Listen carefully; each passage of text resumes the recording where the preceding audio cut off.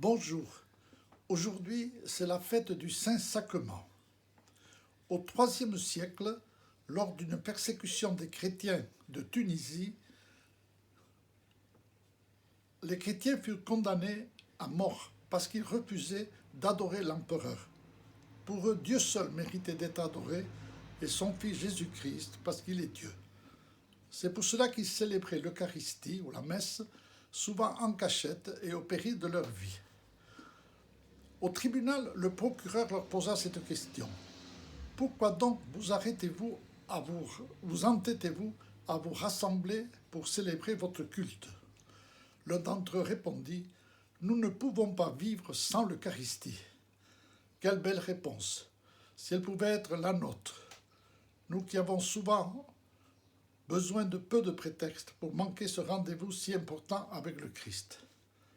Mais pourquoi donc les chrétiens s'obstinent-ils à célébrer la messe tous les dimanches depuis 2000 ans? Parce que le Christ, la veille de sa passion, a pris du pain et du vin. Et il a dit, ceci est mon corps livré pour vous. Ceci est mon sang, le sang de la nouvelle et éternelle alliance versé pour vous et pour la multitude. L'Eucharistie est un trésor inépuisable qui nous rappelle que nous sommes faits pour Dieu, nous et toute la création. Je voudrais simplement souligner 2 points. Le pain, la vie, le pain et le vin, c'est toute la création, le ciel et la terre, mais aussi le travail de l'homme. Il a fallu que le paysan travaille sa terre, il sème du blé puis la récolte. Il a fallu ensuite que d'autres réduisent ce blé en farine et que le boulanger pétrisse la pâte, souvent la nuit, et la cuise pour que nous puissions ensuite manger du bon pain. Le Seigneur Jésus, si attentif à la vie des hommes, n'a pas choisi du pain par hasard pour en faire son corps. Il savait que ce pain représente toute l'humanité, toute la solidarité des travailleurs entre eux. Si nous y pensions davantage, nous comprendrions combien la messe est proche de nos vies et de nos préoccupations.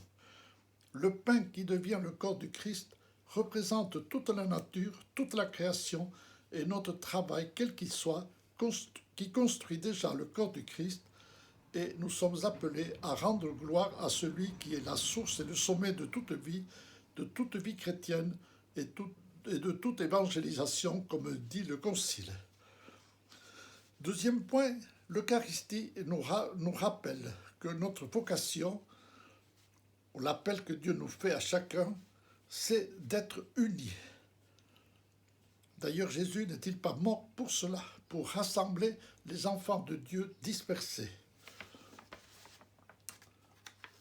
Un évêque qui s'appelle Saint Augustin a dit « Chrétien, deviens ce que tu reçois, le corps du Christ ». Recevoir le corps du Christ, ce n'est pas avoir eu sa messe pour être en règle et puis vivre en ennemi de l'amour, sans tenir compte des enseignements du Christ.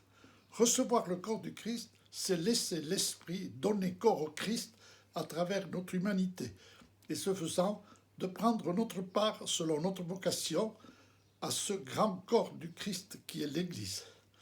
Oui, devenons de plus en plus ce que nous recevons. Merci et bonne journée.